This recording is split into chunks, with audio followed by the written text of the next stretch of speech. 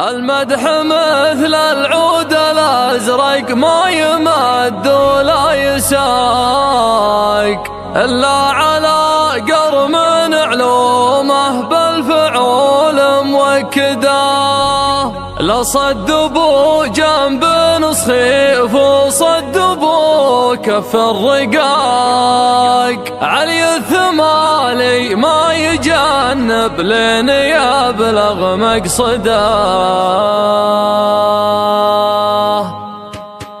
على الطريق اللي نهايته بداية انطلاق، ابدا الخيال يعيش جوه والقديم يجدده. اللون ياخذ راحتي وارتاح من ضيق الخلق، محتاج لي سجات عيد الراحة المستبعدة. ياخذني التفكير لابعد مرحلة وابعد نطاق، واعيش في غربة على الواقع ورحلة مجهدة. نهاية مر البال في ضيقه وهم ما يطاق، واميل للعزلة واشوف ان الظروف معقدة. اصعب من شعور الفراق الا شعور الاشتياق، هم يطاول راعي الفرقة ونار موقدة. من يكثر التفكير في الدنيا ولهوات الفراق، يمكن يبين الحزن في عينه ويجفى مرقده. كافحت في الدنيا بعز وذقت شيء ما يذاق، ما مرت ظروف الليالي باردة ومبردة. بيني وبين العز واسلوم العرب عقد اتفاق، رصيدي